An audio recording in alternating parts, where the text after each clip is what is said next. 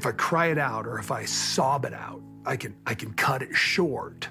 But when that wave comes, I cannot prevent it from affecting me.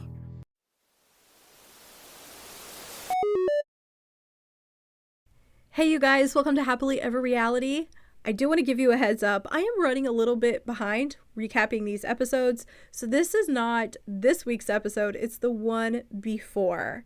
I'll have the newest recap out this week, probably on Wednesday, but I just wanted to give you a heads up. Okay, first of all, let's talk about season 19, episode 24. It is titled, Blessed Are Those That Mourn. There's really not a lot to say about this episode. What's happening in it is we're preparing for Garrison's graveside service. That's sort of what the focus is, as it should be. We see Janelle in North Carolina. She's living there with Maddie. Savanah is going to be moving there, so they're getting ready for that move.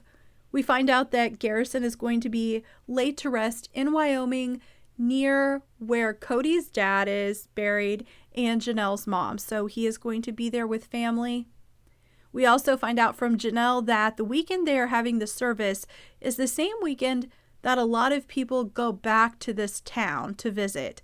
And I don't really know why. I don't know if I just wasn't paying attention, but for some reason people do go back to this town on this same weekend. So she says it's going to be like a reunion.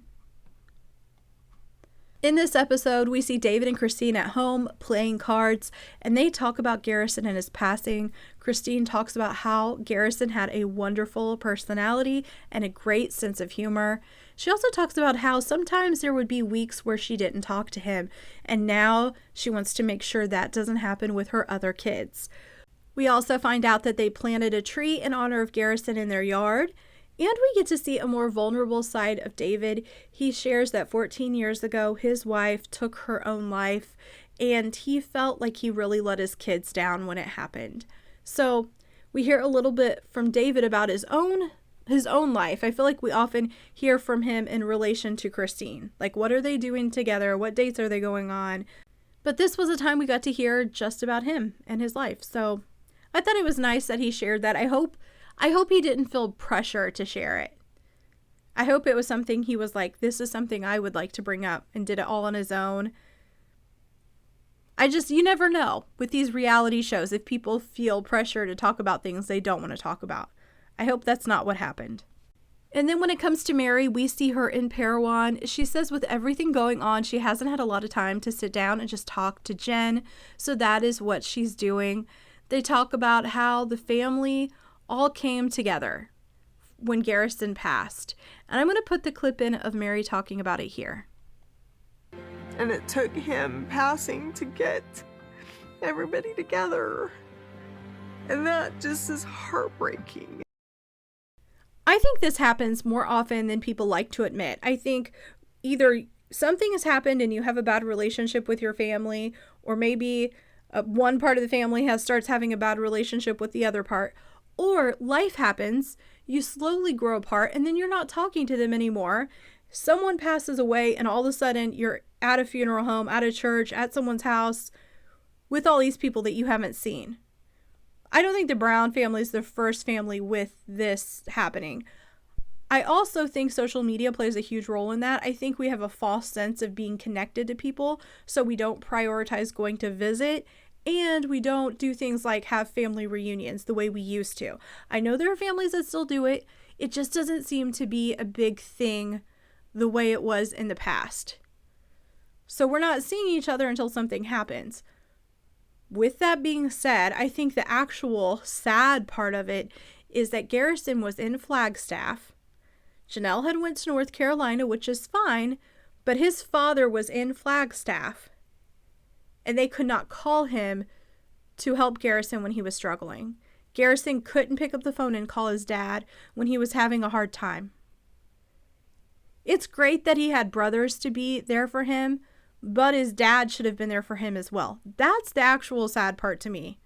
And I realized that when this occurred, Janelle happened to be in Flagstaff, but I'm sure there were times when she wasn't. And Garrison should have been able to have called his dad, or Janelle should have been able to have called Kody and communicated with him about the situation. Like, hey, you know what? I think he's having a hard time. Could you give him a call? I just don't get the feeling that was something that happened. Let's go ahead and talk about Kody and Robyn. I will tell you guys that I watched this episode late. It came out on Sunday. I don't think I watched it until Wednesday. So I got to see all of the comments that were all over social media. And I was really surprised when I watched it. I don't think I agree with the overall opinion that people seem to have about Kody and Robyn in this episode. But let's just go ahead and jump into it. It says that we are going forward 4 months into the future. We start out by seeing Kody. And there was immediately something I didn't understand, and I need you guys to explain this to me. I feel like some of you are going to have answers. Here is the clip of Kody. After his military funeral, I left his ashes with a family member, and I went a couple months later and picked them up because I wanted to do, in a sense, a pilgrimage. Who was the family member that he's talking about, and why can't they even say the person's name? I realize there are family members that don't want to be on the show, but I'm surprised that they couldn't even give a name here. I just am wondering who it is. Who do you think he left Garrison's ashes with? I also found myself a little bit annoyed with Robyn when she made this comment. I'm going to go ahead and put the clip in here. We all drove up to Wyoming and, Garrison was our passenger. When I heard that, I was just like, ugh. Wasn't there anybody else? Janelle couldn't have taken his ashes. One of the boys, Christine, anybody? Or is this one of those times where now suddenly Kody's going to step up and be the dad and take him back to Wyoming when before there was no relationship? Yeah, I just didn't love hearing that. I wish someone else could have drove his ashes there. But no, Kody has to have some sort of pilgrimage. Of course he does. Of course he has to turn this into a thing when we all know he wasn't being a dad before Garrison's passing. I think I might have jumped ahead of myself a little bit. The show goes forward 4 months. We see Kody and Robyn. They're going to be driving to Wyoming and taking Garrison's ashes there. Of course, Robyn's kids are all there as well. The overwhelming feeling on social media was that people felt like Kody turned it into a vacation. And I think one of the major issues with it was that, number one, the show jumped ahead 4 months. And we all have in our mind that Garrison just passed, but there has been a little bit of time there. But also, he keeps saying it's going to be like a pilgrimage. So he is setting us up for thinking this is going to be a certain type of experience for him. And then we turn around and see him go back. And yeah, he did sort of act like it was a vacation. Or at least a reunion, right? Like returning to your hometown and seeing the people that you used to work with and your friends. He set us up for one thing and then he delivered something else. I think that's where the problem was. I feel like if Kody had said, I'm really excited to take Garrison back to my hometown. I'm going to be happy to see the people there, to introduce my kids to my coworkers and let them see the things I used to do and the signs I used to sell. I think we would have expected that. But he was calling it a pilgrimage. I also think, and you guys can let me know if you feel the same way, it made a huge difference that he was walking around and only telling Robyn's kids about the people that were there and the things he used to do there. I realized that the older kids have been there in the past and they've been to that town and they spent more time in Wyoming than Robyn's kids did, but I still think he should have included them. That's just my take. I feel like this would have been different had we seen him going around with all of the kids, or at least the younger portion of the children. I'm sure most of you have already watched it, but for those who might have found this video that haven't, basically they return to this town that's called Kody, Wyoming, and Kody takes them around and he's really happy to be there. He genuinely looks happy. He shows them signs that are still up that he had sold to those businesses. They go and get ice cream. They go to some Western show that's happening outside. Kody's really happy. Like it does feel very much like they're visiting somewhere and they're all happy to be there. But you know what? We don't see every moment, right? We don't see every moment of that trip. I just don't feel the way everyone else felt about it. I think Kody shouldn't have called it a pilgrimage. I think he should have talked about it a little bit differently. I honestly wish someone else had drove the ashes there. But I'm not going to be all hard on him over this. He does enough stuff that is clearly awful. I don't think this was it for me. There is also a part where he talks about the picture of Garrison that he has in his garage. That's another thing. Like, people all over social media are like, it's in the garage. There's probably not a photo of him in the house. I don't know if there's a photo of him in the house because we never get to see inside of the house, right? Like, maybe it was going to be in the house. And then Kody was like, well, I want to talk about that photo. And Robyn says, you can't come in our house and film. And he's like, I guess I'll just take it to the garage then, because that's the only place we're going to let him go. I don't know. But I mean, we don't know, right? But social media is like, the opinions of people are that it's in the garage because Robyn won't let it be in the house. It's a great photo. Like, it's a really good photo of him. But I also felt like maybe that's Kody's space. And maybe Kody saw that photo and he's in his military uniform and he's like, you know what? I want this to be in my space. I want it to be in the garage.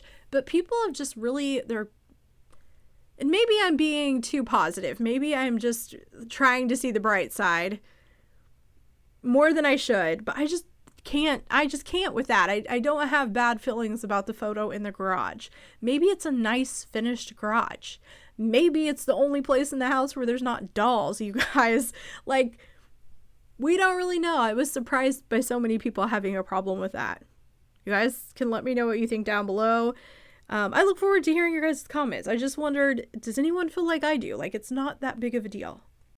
I do want to throw in this clip of Kody talking about how sometimes, you know, they're doing sad things, but sometimes they are doing happy things. And he explains why they are doing the happy things.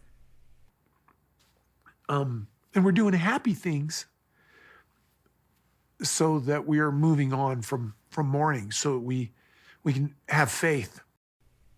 And this may be one of those times I'm giving them the benefit of the doubt when they don't deserve it.